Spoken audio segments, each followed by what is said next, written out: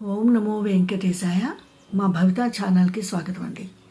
ఈ వీడియోలో శ్రీమద్ భగవద్గీత 2వ అధ్యాయం సాంఖ్యయోగంలో 12వ శ్లోకం నుంచి 17వ శ్లోకం వరకు అర్థాలను తెలుసుకుందాం. శ్రీ గురుభ్యో నమః. శ్రీ పరమాత్మనే నమః.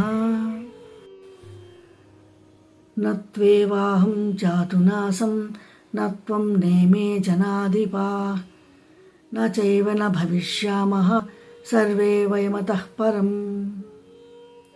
అర్జున, నేను కానీ నువ్వు కానీ ఈ కనిపించే వీరులు కానీ ఈ శరీరాలు ధరించకముందు లేము అనే మాట లేదు. ఈ శరీరాలు వదిలిపెట్టిన తర్వాత కూడా మనం ఉండకపోవడం అనే మాట ఉండదు. దేహినోస్మిన్ యథా దేహే కౌమారం యౌవనం జరా తదా దేహాంతర ప్రాప్తి ధీరస్తత్ర నముహ్యతి. దేహం వేరు, దేహం కలవాడు వేరు. దేహం కలవాడి పేరే దేహి లేక జీవి. ఆ జీవుడు కొత్తగా స్థూల దేహాన్ని తీసుకున్నప్పుడు ఆ శరీరంలో బాల్యము, యవ్వనము, ముసలితనము అనే దశలు మారుతూ ఉంటాయి. క్రొత్త దేహం లభించడం కూడా అలాంటిదే. తెలివిగలవారు దీనికోసం విలపించరు. మాత్రా స్పర్శాస్తు కౌంతేయ శీతోష్ణ సుఖ దుఃఖదా ఆగమాపాయనో నిత్యా తాం స్థితిక్షస్వ భారత. అర్జున, ప్రతి జ్ఞానేంద్రియానికి ఒక్కొక్క విషయం ఉంది. ఉదాహరణకి చర్మానికి స్పర్శ అనేది విషయం. ఆ ఇంద్రియానికి ఆ విషయానికి సంపర్కం ఏర్పడినప్పుడు జీవుడికి చలి, వేడి వంటివి అనుభవంలోకి వచ్చి దానికి ఫలితంగా సుఖము, దుఃఖము కలుగుతూ ఉంటుంది. కానీ ఏ సంపర్కము శాశ్వతంగా నిలబడి ఉండదు.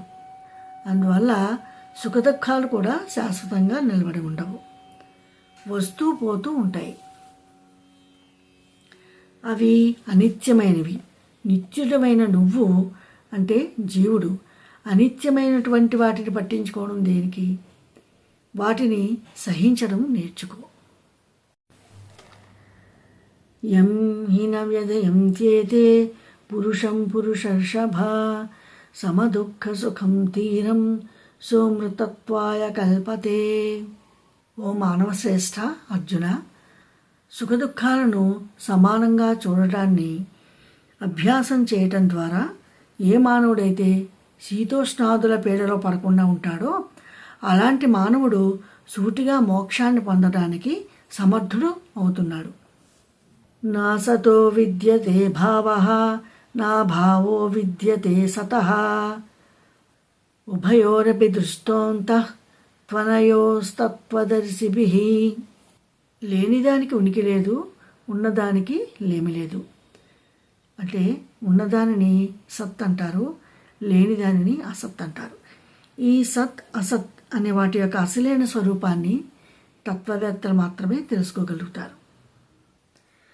అవినాశితు తద్విద్ధి ఏన సర్వమిదం తతం వినాశమవ్యయస్యాస్య న కశ్చిత్ కర్తుమర్హతి. ఏ సత్పదార్థమైతే ఈ సృష్టి మొత్తాన్ని వ్యాపించి ఉందో అటువంటి మూలతత్వ పదార్థానికి అంటే ఆత్మతత్వానికి వినాశనం అనే మాటే లేదని తెలుసుకో. దీనిని ఎవడూ కూడా లేకుండా చేయలేడు, దీనిని మార్పు కూడా చేయలేడు. ఇదండి ఈ వీడియోలో 12వ శ్లోకం నుంచి 17వ శ్లోకం వరకు అర్థాలను తెలుసుకున్నాము. నెక్స్ట్ వీడియోలో మరికొన్ని శ్లోకాలు అర్థాలను తెలుసుకుందాం. ఈ వీడియో మీకు నచ్చినట్లయితే లైక్ చేయండి, షేర్ చేయండి అండ్ మరిన్ని మంచి వీడియోల కోసం సబ్స్క్రైబ్ చేయండి. Thank you.